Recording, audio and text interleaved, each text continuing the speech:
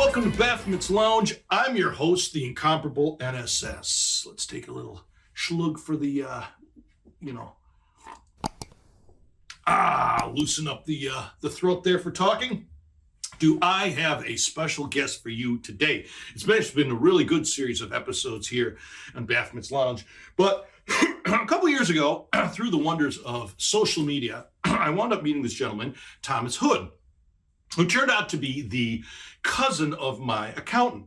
And in his past life, Thomas was an airline pilot, and on one of his adventures, he actually worked for the MCA, the movie company, and he was part of flying around the promo for the movie Zabriskie Point.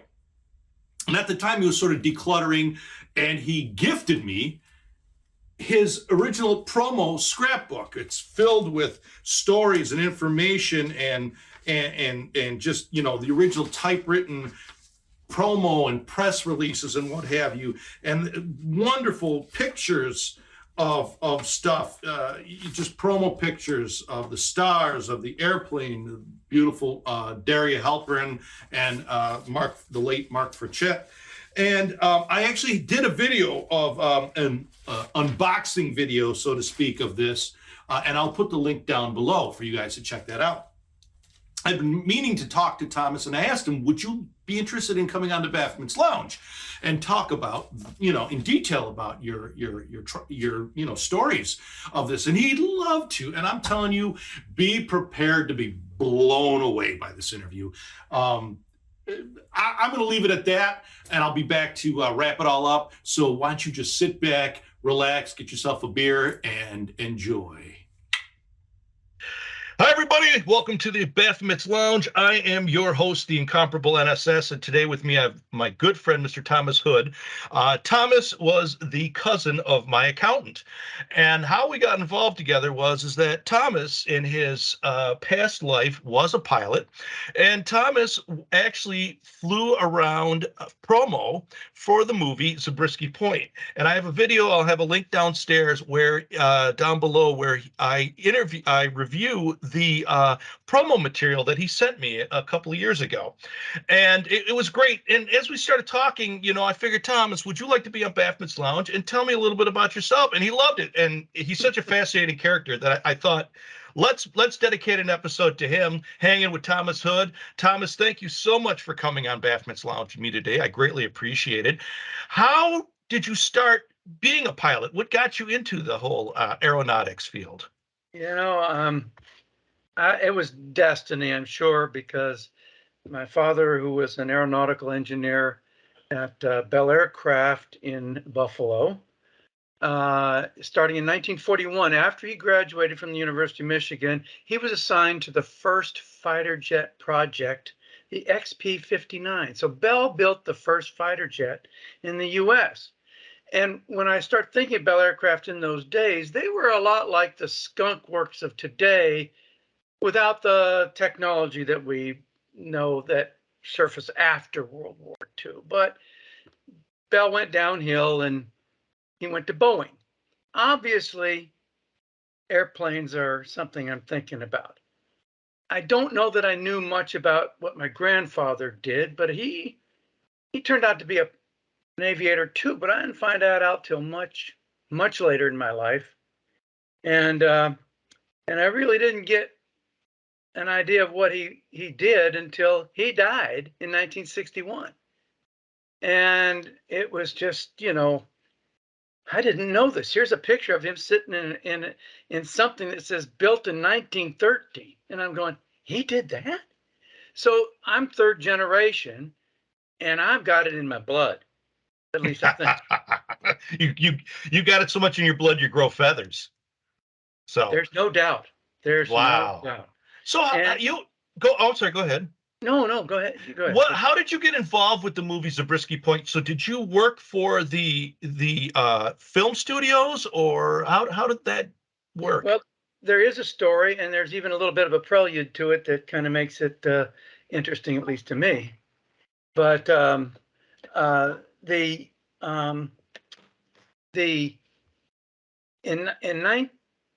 1966, I found a school in Washington State, Big Bend Community College in Moses Lake, Washington.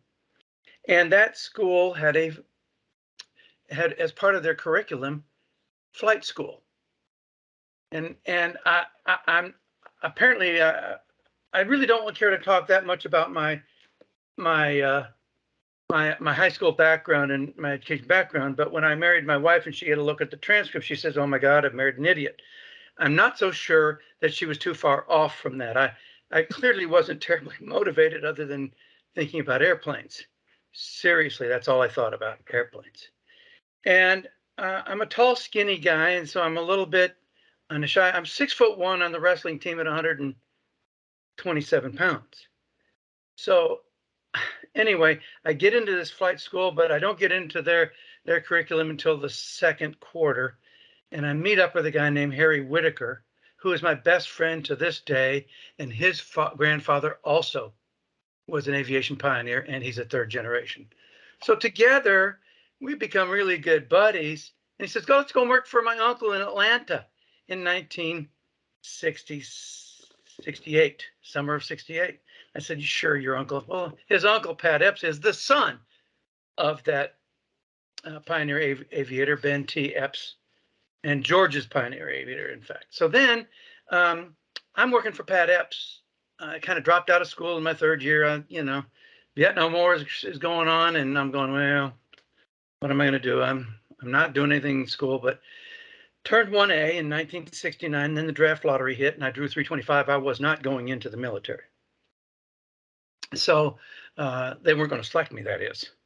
And so anyhow, I'm flying for Pat Epps, and he comes up with this plan. He says, I've got this trip. We got to go pick up this passenger at the Atlanta airport and fly him to Boston. I'm going, oh, this does not sound right to me. Why is a guy going to, I'm flying from Peachtree DeKalb Airport to little business airport down to the main Atlanta airport, and I'm going to pick this guy up, and I'm instructed to go get him at the Southern Airlines terminal. Now, again, this is not sounding right. Aren't there airlines that are going to take this guy? And so I get down there at the Southern Airlines terminal, and here comes this guy staggering out of the terminal. I'm going, oh, they're not going to let him fly. He may just have had a little too much to drink. So he comes out to the airplane, and I said, your baggage? And I said, yeah, it's right here. And they threw 3 6-packs of Schlitz in the back. And that's it. Apparently his bags make it some other way.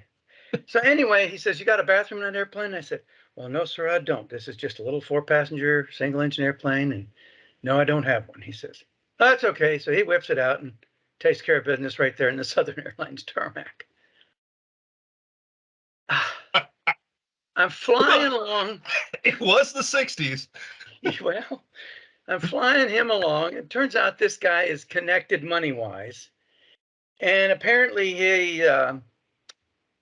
he's become quite obnoxious with his drinking. And we're flying up, and we're about over Asheville. And he starts admiring my bell-bottom pants, my shirt, and my white tie with pink polka dots on it. And then he suggests some things he wouldn't mind doing if I didn't mind, and I did mind. So I realized that some latent tendencies may have also came out, and this is the 60s, and so there's plenty of bias on that. So I said, well, you mentioned you wanted to stop at a restaurant. He hadn't, but I talked him into it. So we stopped in Nashville, and I kicked him out of the airplane, basically, and turned him over to their service there, and turned around, called Pat Epps. I said, Pat, you're not going to believe this. And he said, well, couldn't you have kept him happy till Boston? Quote. This is your best friend, right? Yeah, right, Pat. Pat is still around. He's like 88 now, and he ran the business, Epps Aviation, Epps Air Service at the time. Anyway, he says, well, that's okay. Come on back. I got another deal for you. And I'm going, oh, sure. I'm going to take another one of your deals. So I get back and says, I got this deal. You're going to fly this psychedelic painted airplane. You're going to fly all around the country and promote this movie. And I'm going, yeah, right, sure. So sure enough, I get hooked up on this deal. I mean, I get back. Here's my logbook, by the way. This is how I know my story. Wow. And so here's the story right here, where I'm going. And this is the description over here. So at the top of my page, I just says Boston weirdo to Asheville and return PDK. I didn't make any further comments on that. But then the top guy from New York's, the publicity people from MGM, Dave McGrath, he comes down to Atlanta and I fly him to Daytona, pick him up the next day and bring him back. And then there's about 6 days there where they literally fly the movie down to Atlanta and put it on the screen for a private showing before it's ever released. And I'm getting to see this thing. And so this is like, I'm 22 years old. This is like really cool. I'm going to fly around the country. I've got my instrument rating, my commercial rating, my, all the ratings and about 450 hours of flying time. And when the trip was over, I had plenty of instrument time and I had a total of like 550 hours by then. So, this is pretty cool. I'm building time and I'm doing something really interesting. So the first leg, after they cut me loose, they do an announcement. The announcement is a press release, which basically says, we're sending Tom Hood off and here's all the stops down here where we're going to stop. And I guess it's right there. And it's going to be gone for a month. So I take off. The first stop is New Orleans. And they give me $200 and a reservation at the Roosevelt Hotel, which was premier at that time. So every time I'd land, there's a $200 check waiting for me. I'm getting paid for this flight too, but that's my expenses. You per diem. I have got it. Yes, I have got it made. And so here I am in New Orleans for the weekend during Mardi Gras, because it is 2/28. Wow. In the 60s. Yes. And MGM people says, oh, go see this barmaid down at this bar, things like that. Well, clearly I had way too much to drink. And two guys from Wisconsin said, you've had too much to drink. Just hang with us. And they were great guys. They took care of me the rest of the night. And I had the money. I guess so it worked out fine. But then the next trip, the link is to Houston. And I run into a Delta Airlines pilot that I knew from Atlanta. So we have dinner together. The next flight is to Phoenix, where, every time I'd stop, though, there'd be media people talking to me, either on the radio or the newspaper or the nightly news. So they think you're part of the ensemble. I'm delivering the movie cans. There's a picture of me delivering the movie cans. Now they're not full because I couldn't carry those things. So I get to Los Angeles and they had a radio contest and the hippies are going to come out and paint on the airplane. And they come out and they're painting on the airplane. They're painting on the numbers. They're painting on the windshield. They're painting on the windows. They're covering up my pitot tube, which is how you calculate how it takes the air in for the airspeed. And I have to clean all this up, because I'm going to be breaking rules here. Plus, I'm not sure if they're going to kill me, especially when you cover the static airport, which balances the air for the altimeter. Same like, so I'm going, oh, I'm going to die. And then they made some mention of that. That MGM said, boy, what if you crash? What about the publicity we get? And I said, maybe this wasn't as good as I thought it was. I fly to Los Angeles. I get there, and who's there but somebody from high school that I knew who had asked me to the Sadie Hawkins Tolo dance, back in the day. And I was scared to death of her in high school. She was tall. She was gorgeous. She was a model in San Francisco. And so I connect with her, and she's got a key to the Playboy Club, which was hot at that time. I mean. Woo, Thomas. Yes. The unsuspecting pilot friend. Look at you. We're going to have to do multiple episodes with you. Oh, my God. I'm going to the Playboy Club, which is a dream, because I've been subscribing to Playboy since I was a sophomore in high school. Dad paid for it, too. Dude, I want to party with you, man. No question I'm fun, or at least I think I am. I think you are. Oh, my gosh. So anyway, I spent the weekend in San Francisco. And I start working my way then to Reno and Ogden, Utah to fuel up, and then into Denver. Denver. But Denver canceled because of the weather there. And this is bad weather, a lot of bad weather in February, March. So this is not a surprise that I may not make all the stops. There's snow coming down like crazy. No one's going to come out to the airport, So anyway, I get to Kansas City, and Ted Hatfield joins me. I know that because his name's right here in my logbook, Ted Hatfield, and it's right there. And he's MGM guy that they sent to ride with me, and he's the one that thought the crash would be a great idea, and I thought it'd be great if he wasn't riding with me. But anyway, and then he liked my per diem, so he started borrowing some of my per diem. Oh, this MGM guy's borrowing your money? He You didn't have lowly enough. pilot. You lowly pilot. Yeah. But he knows the singer at the club in Kansas City. So, I'm meeting interesting people as I go in this thing. I dare say, yes. The next trip is Denver. It cancels. And so I get into Chicago O'Hare. And I'm taxiing in my psychedelic pornographic painted airplane. And all the airline captains are making comments about me, which makes me kind of special because who's going to talk about a little single engine airplane unless it looks like mine? So that was fun. And the Chicago Tribune was out there to interview me that night. I'll not forget that. And then we work our way again. The weather gets me. I go into Cleveland, and then I go from Cleveland to Buffalo, where I get the weekend off to visit with my cousins, Nan, of course, Wes, her brother, and Clay, who's basically a rug rat, and he can crawl around on your lap, but he doesn't. I don't even know if he speaks quite at this point, but yeah, he's closer to my age. That's right. Anyway, but he was there. So anyhow, then I'm flying into Buffalo with Ted Hatfield. I'm getting icing on the wings. I'm just going to if people can see that, this airplane here on the screen. This is the famous painted airplane that that you were flying around in, and the comments, pilots are making comments off and stuff like that. Yeah, he, it is what says on that side, and then there's no war, and those are boobs on top of the wings, and you can't see the other side of the airplane. They don't show it, but it's got a giant penis on it. I'm sorry. That's great. And a little writing at the front of it that I'm not going to even describe at this point, but it's related to the penis. Well, so if they want, people could research that, themselves. But yes, and that airplane was a Cessna 210. I flew a Cessna 182 with a fixed landing gear.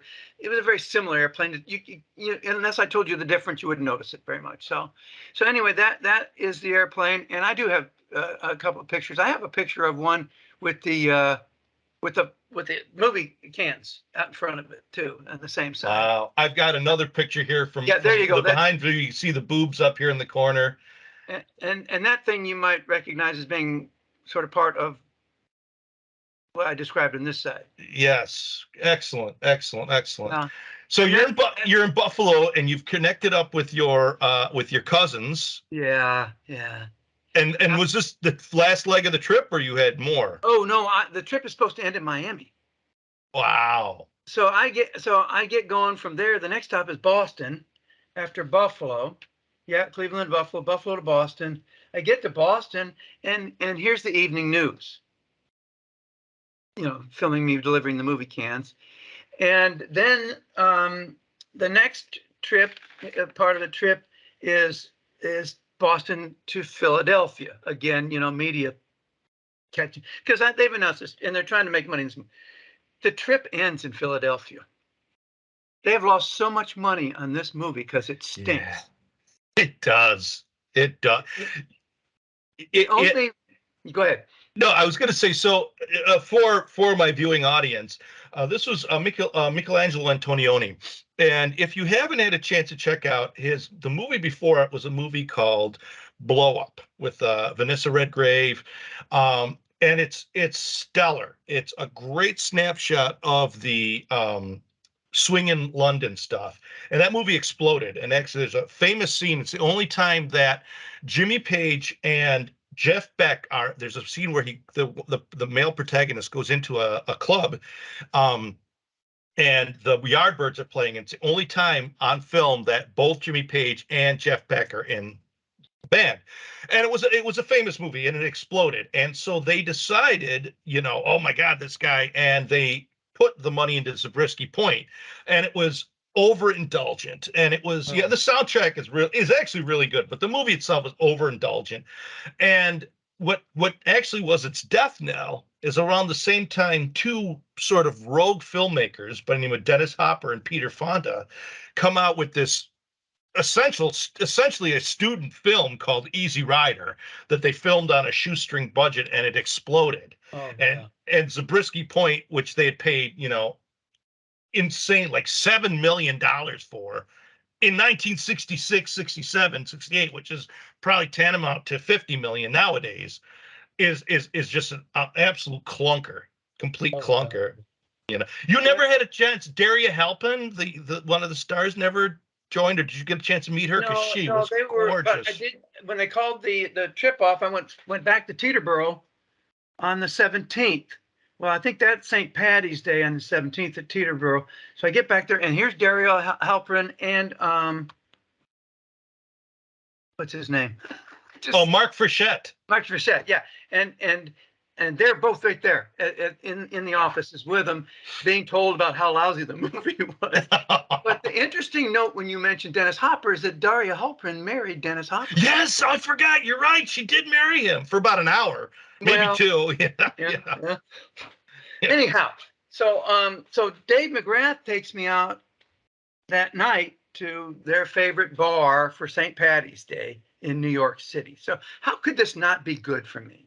I know the trip didn't end in Miami, didn't stop in DC and all the other places, but they said we've lost $7 million on this movie. We're not going any further with this I stunt. don't blame him. Yes. No, what was the point? Yeah, nobody was going, I guess. But and then I returned to Petrie DeKalb Airport on the 19th. I go to Greensboro. I must be spending the night in Greensboro. Must have got away later. And severe storms in that's my log note here. Severe weather in Atlanta. So I'm spending the night in Greensboro, North Carolina, and I fly in the next day on the 20th. 10 days later, I go to work for U.S. Steel agricultural division. So agrochemicals. So my first real job in corporate aviation came with a division of U.S. Steel 10 days after this trip. So this was trial by fire. Wow. It's looking up, and next thing you know, I get my multi-engine rating. I'm flying this gigantic 24,000-pound World War II airplane that seated 10 passengers beyond comfort, and it was an airplane. It was a Hudson bomber subchaser that was converted by Lear, called the Lear Star. It was a big airplane, and so it was pretty neat for my life. And by the time I get back now, after my page is complete on April 21st, I now have 668 hours. When I started out this flight, I had 500 and basically about 575 hours. So I mean, I'm adding time with my hope to go to work for the airline someday. How long did you wind up flying? I ended up flying corporate with U.S. Steel, with Yancey Brothers Caterpillar dealer, and Epps Aviation, and I did that for all three of those organizations, U.S. Steel and Yancey. 11 years basically, and I ended up with about 4,500 hours of flying time, my airline transport pilot rating, my air taxi rating. I mean, I had just about every rating you could get, multi-engine rating, type rating on the type rating. When you fly an airplane over 12,500 pounds, you have to be specifically certified in that airplane, which I was with a Lockheed Lodestar. Wow. Yeah. Well, and what have you been doing since I know, because I could see, and I think Thomas, would you be interested in coming back on another episode to talk more on stuff? I couldn't wait to do something like that. There's so much that it's not about me. I got some great, interesting history, like yes, my father and my grandfather did some interesting stuff. So love to. But in the meantime, just let me show you my ceiling here, if you can see it. That's beautiful. My ceiling, and it's a Corsair. So I'm assuming your retirement has been basically cataloging airplanes and history and stuff like that. I worked in higher education administration for a number of years, and but that was not my strength. And my forte was aviation. I should have stayed in it and found some other niche, whether it was NTSB or FAA or something. And but I now have almost all of my grandfather's materials except his flight log book, which we don't know where it is, and because that tells the story. That's got the notes in it. I don't have to remember it just brings the memories back, though, to have this, you know. Thomas, I can't thank you enough for coming on today, and I would love to have you back. Yes, let's talk about your grandfather, because somebody who was flying in 1913. This guy was really in when it all began. I mean, when was Kitty Hawk? 1905. 1903, and then there's some really interesting stories. And if we want to have some audience participation, I can throw some questions out there that'll blow your mind about the early aviation days. Let's do this again. Thank you so much for coming on to Baphomet's Lounge. I greatly appreciated it. And yes, let's plan like maybe in a month or so. Let's do another episode. Let's talk about your father. And yeah, let's get some audience participation. Maybe we'll get a quiz. Let's get this out to people and have them check it out and enjoy. So thank you so much, very, very much, Thomas. Well, no, you're welcome. But thank you for giving me an opportunity just to and no better owner of the portfolio than you. And I'm so glad we met through that portfolio. Thank you. You deserve it. You two are one. I appreciate it. Thank you, my friend. I'll talk to you. Cheers. Okay. Talk to you. Wasn't that amazing? It's like as you guys who follow the channel, you always see the excitement about music in my eyes, and a couple days ago when I interviewed my friend Timex, two Gen Xers sitting there talking about music and knowing about music, and we could have talked all day, and Thomas was the same way, but it was about airplanes and air travel. And man, it was you just saw his eyes light up. He was that 22-year-old boy flying the airplane again. It was absolutely amazing. I think I'm going to have him come back on the show. You think so? I totally agree. Feel free to leave a comment or a like down below. Let me know if you think he should be back in the show, because folks, if you like and you comment and share, the YouTube algorithms take over and I become a huge influencer, and then I control the world. So if you could, I'd greatly appreciate it. Subscribe, like, comment, and I do have merchandise available.